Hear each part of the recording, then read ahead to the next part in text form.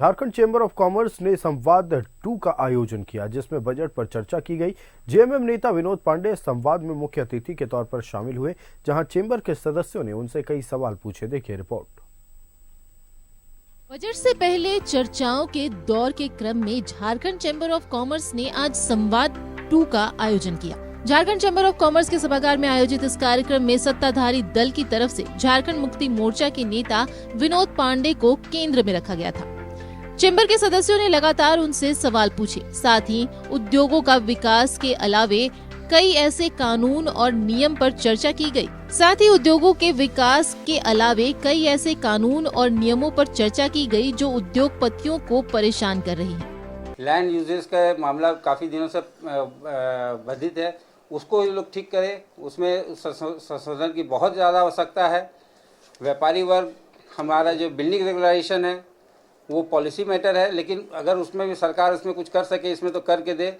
और ख़ास करके हमें चाहिए कि भाई हमें व्यापार करना है तो इसमें व्यापारियों को इसमें सब्सिडी दे। इसमें बजट में वो प्रावधान करके दे कि व्यापारी अगर कोई व्यापार लगा रहा है, उद्योग लगा रहा है, तो उसको इसमें सब्सिडी दे रहा है कि शुल्क ये कब लिया जाता है जो जी कृषि उत्पाद होता है राज्य में, उस पे, ना कि आयातित मालों पे। तो मेरा ये रिक्वेस्ट होगा कि अगर हम लोग सुविधा दे मंडी में, किसानों का उत्पाद यहाँ ला के बिचवाया जाए, बोली लगाने की व्यवस्था, कोल्ड स्टोरेज का जगह, वेट मशीन की उपलब्धता, ये शेड की उपलब्धता, अगर ये सब हम लोग दें, जरूर सरकार उसमें एक नॉमिनल शुल्क लगाए और उन कृषकों का माल वहाँ ला के बिचवाने का।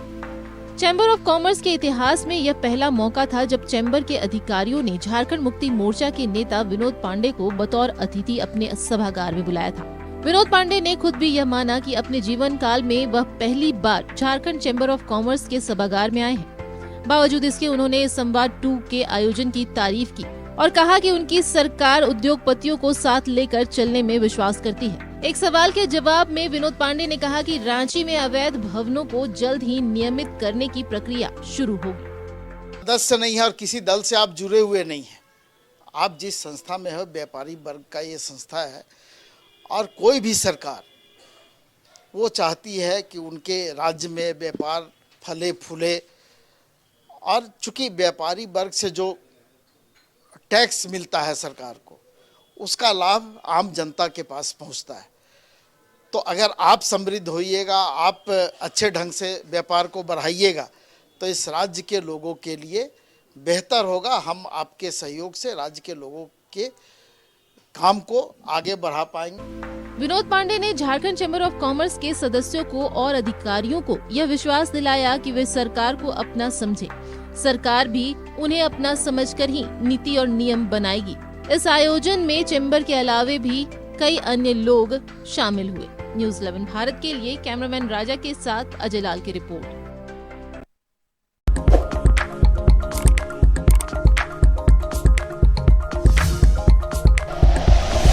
Like and share videos, subscribe करें हमारा चैनल और प्रेस करें बेल आइकॉन। न्यूज़ 11 भारत, सच है तो दिखेगा।